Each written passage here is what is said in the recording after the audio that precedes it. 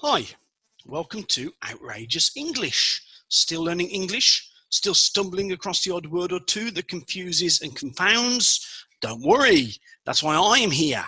Each video, I focus on one expression or word and discuss the true meaning, as well as the way it is applied in day-to-day life.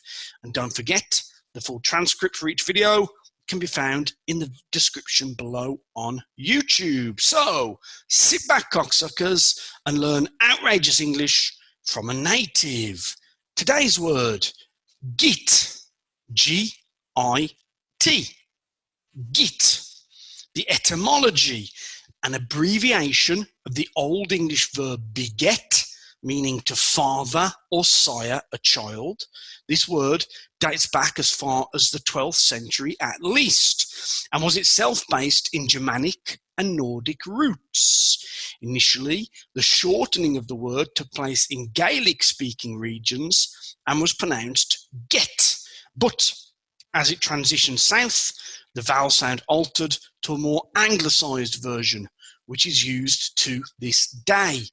The use as an insult derives from the negation to misbeget, or, in other words, to have no true father or sire, to be a bastard, a word we have already discussed here on Outrageous English, so check the previous video for details. Note, in Scotland, the north of England, and both parts of Ireland, the pronunciation get remains, and probably in Wales too. First seen in print as late as 1946, this is very much a word primarily used in the British Isles and Australia. All right, word types of git, a noun, nothing else. Okay, usage one, as a noun, somebody we think is stupid or unpleasant. Example one, Jordan stole the money from the church. What a git. Example two, only a git thinks it's okay to mistreat animals. So, we don't like this person. We think their behaviour is unacceptable. They are a git.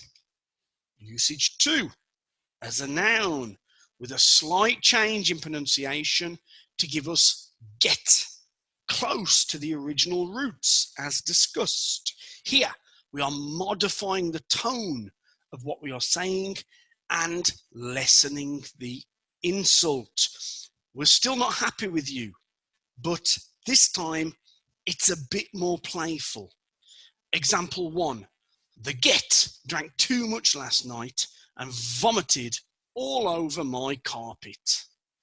Example two, you shouldn't have worn my jeans without asking me, you get.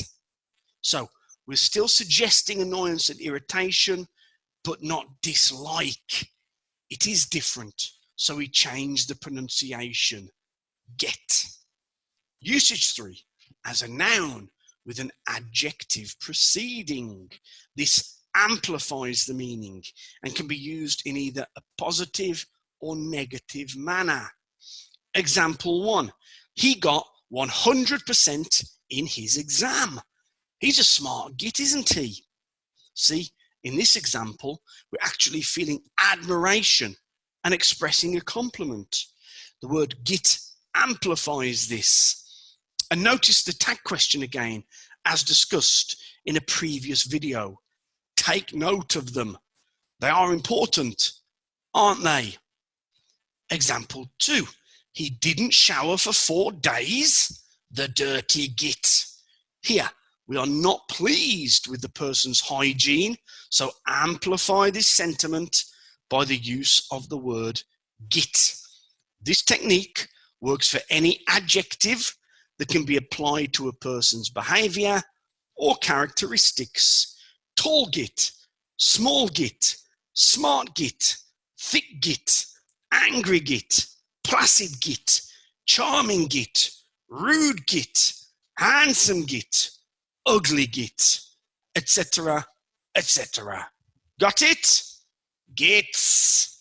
Okay, That's it for today, guys. Please subscribe to this channel to make sure you don't miss a single video. Now, fuck